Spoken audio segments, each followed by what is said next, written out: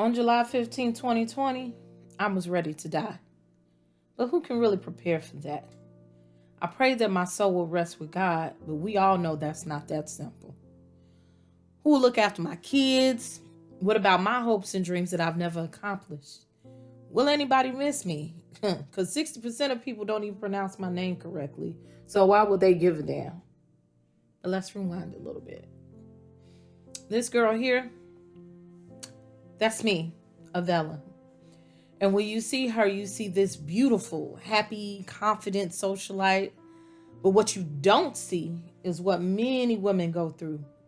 The physical pain, depression, loneliness, discouragement. From about 2015 to 2018, I was suffering from uterine fibroids undiagnosed.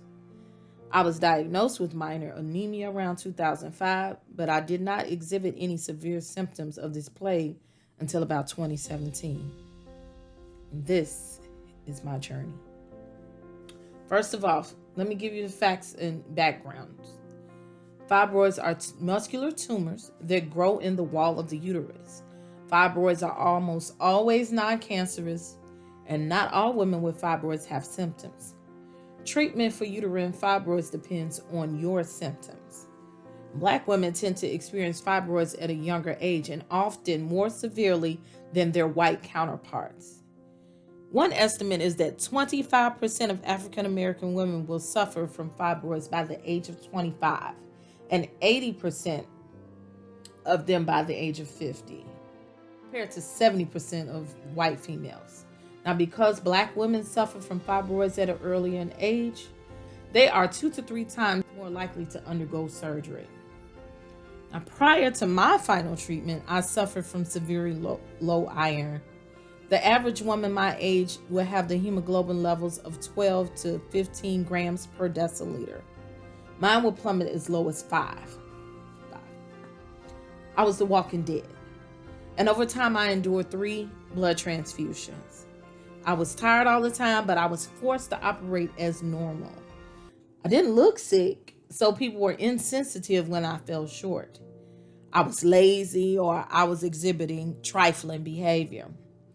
Now, after 2 years of non-effective treatment, including changing birth control 5 times, I decided to have a hysterectomy. I was tired of uncontrollably bleeding, having to wear damn near diapers for sanitary napkins, and I really just wanted the suffering to stop. And it was the scariest thing I've ever experienced in my life. What made it worse is that it was a pandemic. And on July 3rd, I had a blood transfusion while everybody was with their families. But I was alone. I had to repeatedly take COVID tests. And ultimately, I was admitted to the hospital a day early on July 14th because my pre-op blood work said that my blood was so low that I couldn't carry the surgery. I needed a 4th blood transfusion. My doctor ultimately asked me how was I even walking every day. The surgery morning was a mess to me. I have a father-daughter team of gynecologists whom I trust, but it still wasn't comforting. I was bruising from all of the IVs, and they needed to give me an epidural and more blood. My spirit was tired. My body was in excruciating pain, and I cried like a baby in the OR, and I cursed too. 5.5 hours later, I woke up. I had made it. I was alive, but I could no longer have children. Due to COVID, I have no one there that could hold my hand. I was hospitalized for 5 days, whereas I had to learn to walk again, sit up, and use the restroom before I could go home. But I now entertained the nursing staff because I brought my own pajamas to change into every day. They called me Diva, and they said I was the best looking to have surgery. The whole time I was in school as well. And I hid my situation from my classmates, and I even logged into class day after surgery, drugged up and all. I didn't want to fall behind. The struggle was real at home. My teenage daughter was the only person that could take care of me, and I had to walk on a walker, sit and shower. I needed assistance turning over in the bed and my meals made for me.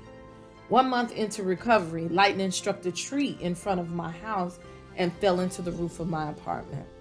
I had to stay throughout the rehabilitation. And in the beginning of October, I had an allergic reaction that left me hospitalized again for 5.5 days.